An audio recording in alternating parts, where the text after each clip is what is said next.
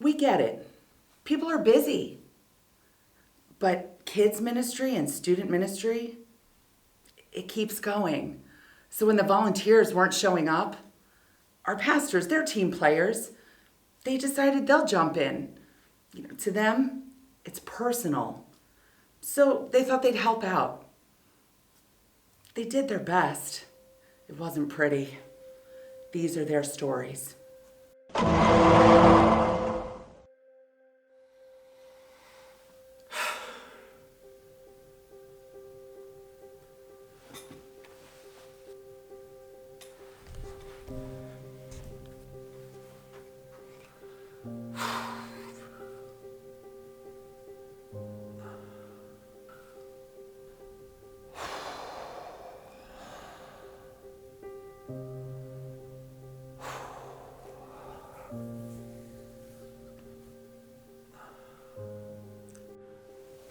I realized that ministry was more than just music ministry and doing things up front in the sanctuary. And when they needed help in the nursery, I thought, I can certainly help out.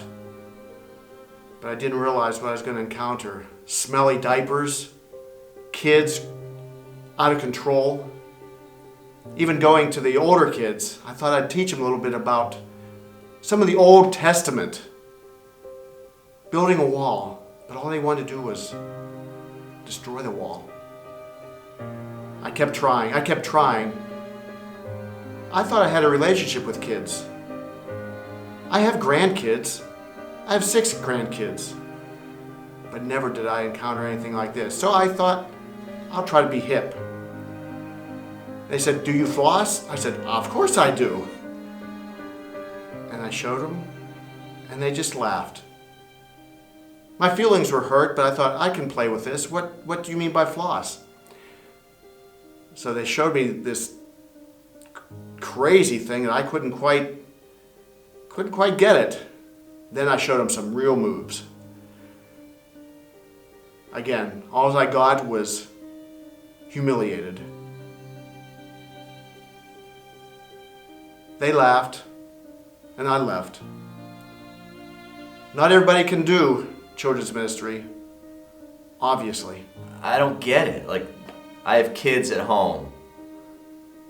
They're always happy when I bring the snacks out. These kids, I had no idea what they were thinking. Looking at me like I was crazy eating with them. And who doesn't love a double serving of goldfish? Come on.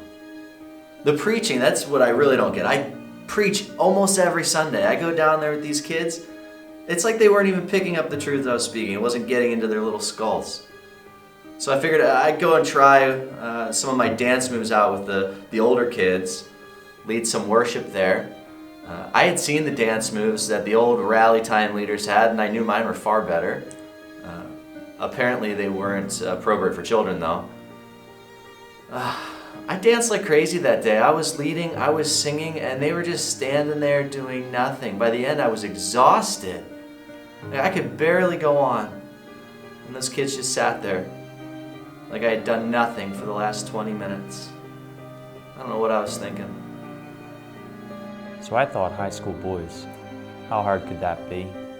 I'd bring some donuts, it's gonna be a great time. It didn't go well, honestly.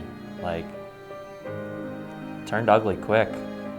I found myself really, disillusioned. I felt assaulted.